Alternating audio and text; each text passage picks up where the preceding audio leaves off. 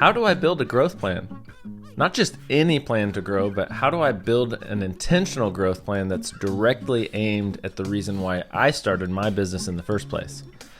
Most entrepreneurs don't have a clear and compelling roadmap for the future. Welcome to Forecast on Purpose, where we talk about how to define your purpose, build a growth plan, and track progress along the way to make sure you stay on target.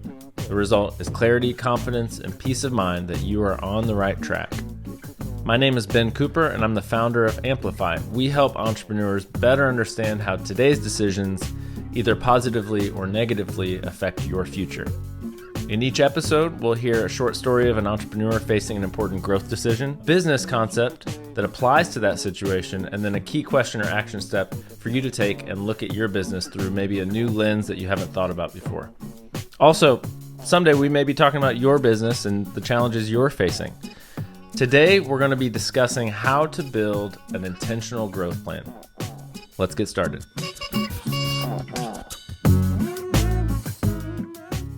Emma was still 2 hours away from her destination. She was on her way to a trade show. Backseat was filled up with t-shirts, hats, sweatshirts, a bunch of different products that she was excited to share with potential buyers. Emma was a graphic designer who just kind of stumbled into an opportunity a few years back where she created a t-shirt design and it kind of went viral. Started spreading, people were sharing it. Hey, where'd you buy that shirt? Where'd you buy that hat? And before she knew it, she had a full-fledged business up and running.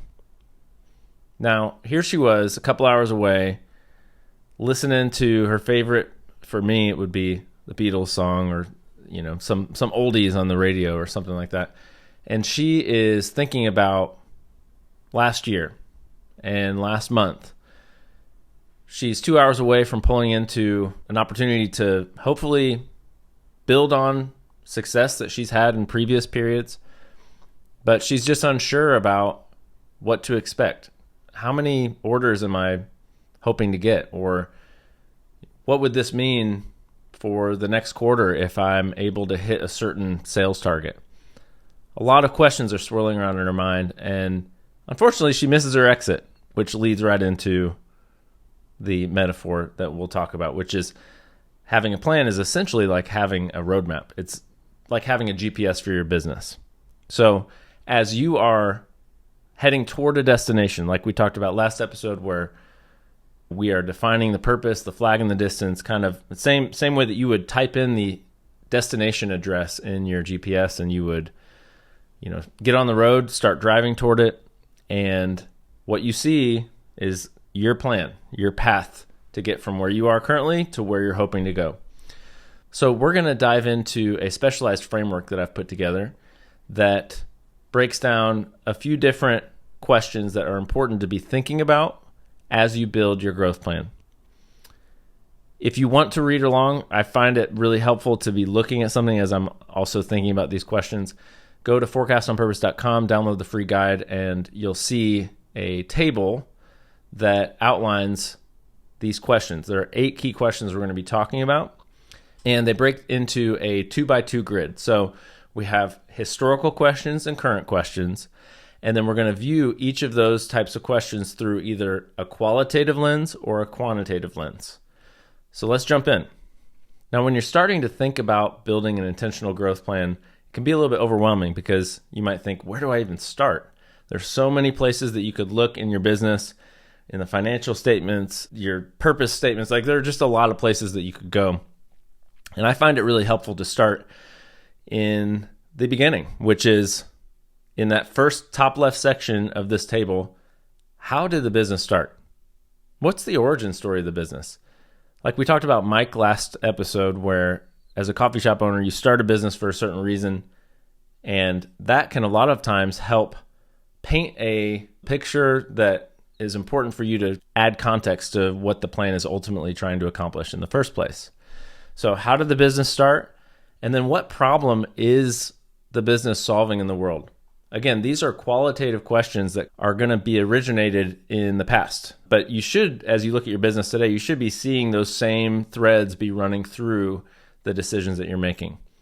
And then we can jump over to those qualitative decisions that you're facing right now. What are the current key decisions that you're thinking about?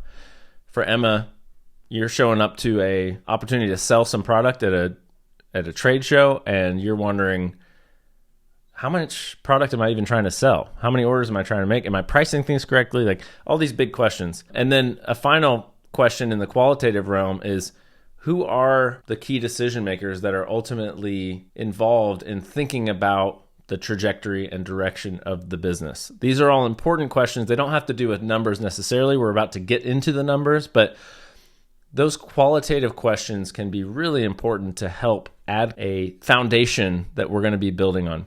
So let's jump into the quantitative. So the bottom half of this table breaks down historical quantitative questions and current quantitative. And the goal of this, if we're saying there's historical and current, well, the logical next section is future. And that's really what we're looking at doing here, is getting a feeling of all the ingredients that are involved here that we can then take and shape into a future picture. We're starting to extrapolate some of these numbers into the future. So let's look at historical quantitative. Now, there are more questions, obviously, that you could be asking about your business, past, present, qualitative, quantitative, but these are just a starting point for you to get the ball rolling. So quantitative historical questions. How have revenue and expenses changed year over year? Or it could even be month over month. As you're thinking about what is kind of the growth trajectory I'm on, are things moving in an upward direction from a revenue standpoint? Are expenses increasing? Are expenses on the decrease? What are the patterns that we're seeing? And then secondly, what kind of seasonality are you experiencing within your business? So you might, as Emma's walking into the trade show, this might be a season of her business where she generates a certain type of revenue, like wholesale orders. Whereas potentially, the fourth quarter of the year, she might be making a lot of money by selling directly to customers, through online sales, for instance. And so those might have different shapes and the inflow and outflow of dollars required to support each of those seasonal bumps. There could be peaks, there could be valleys at different points. There may be a slow season for Emma and her business. It's important to understand that, because if you don't have a good feel for Emma as she's thinking about her business, she might just be experiencing what is every year a slow part of her revenue season. And she might be looking at the overall revenue picture and she might be realizing, man, is my business falling apart? There are a lot of emotions that can creep in when there isn't an objective picture to compare or measure your feelings against. So for Emma, it's important for her to see that, oh, well, maybe I shouldn't freak out right now, because every year I go through a similar journey from a revenue standpoint. And so this is always a slow point in the year until I bring in some of these sales with this trade show that I come to every year. And then let's jump over to the bottom right section of the table, and we're going to look at current quantitative questions. This is where we can get into some of the building blocks of the forecast. And as we project out current and past patterns and shapes from a financial standpoint, this is where we can look at individual unit economics. So every time she sells a shirt or a hat, sweatshirt, whatever product she's selling, the key question is, what are your current pricing methods and gross margins? So gross margins being what is left after the cost of goods, essentially any variable expenses. But that gives us an idea of, okay, if we sell 100 units or 1,000 units, we can start to make some assumptions, and it gives us a fundamental building block that we are able to extrapolate and multiply future values or targets against.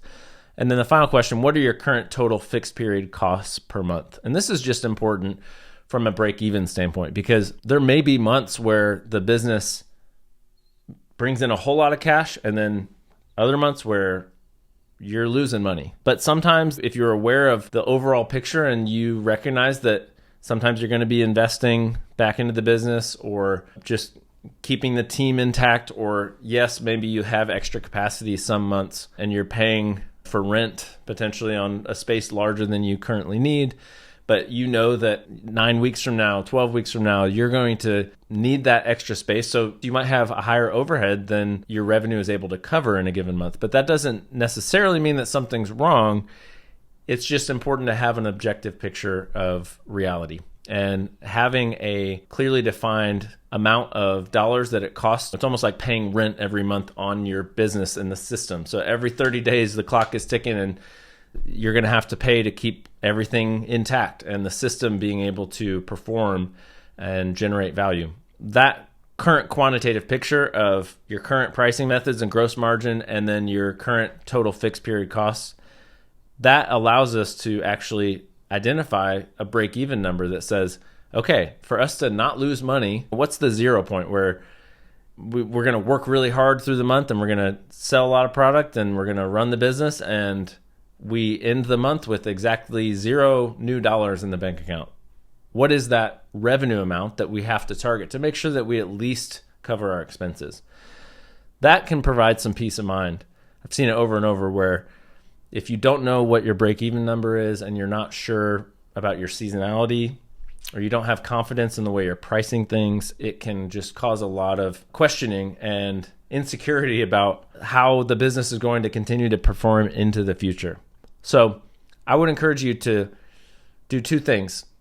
Read through those 8 questions, answer them, give some thought to them, take 30 minutes and just sit with each question and unpack as much detail as you can just to get some of the pieces of the overall picture into place. And then I would encourage you to take that step of calculating your break even and getting a feel for, okay, what exactly is it going to require from a revenue standpoint for me to cover my expenses? Now, those are 2 steps to just get some fundamental pieces of a projection in place. The next step, the application of having these pieces in place, is that you are then in a position where you can actually extrapolate these patterns into the future, into future months.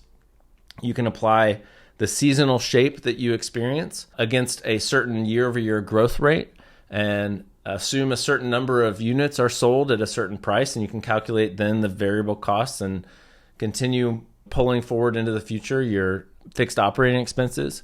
And in doing so, then you're able to get that baseline trajectory that you are able to then see, if we continue in this direction, I'm Emma, I'm walking to this trade show, I know exactly what I hope to accomplish, how many dollars I'm hoping to bring into the business. And I know also that as there are highs and as there are lows, just like there's a Rudyard Kipling poem called If, and it talks about not believing either imposter, the high or the low, that things won't always necessarily be perfectly matching our dreams and everything we imagine the perfect business performance to be. And then also when things feel really bad, it doesn't necessarily mean that things will always stay that way. So it's important to get a clear and objective picture of the performance of your business in a baseline growth plan that will allow you to then see where you're heading, what to expect, and hopefully what improvements we might be able to make along the way. If you or someone you know is an entrepreneur and you'd like some help planning for the future, don't hesitate to reach out. Go to forecastonpurpose.com to learn more, and remember, you are not alone and you don't have to just keep blindly guessing about the future. Keep fighting the good fight and forecast on purpose.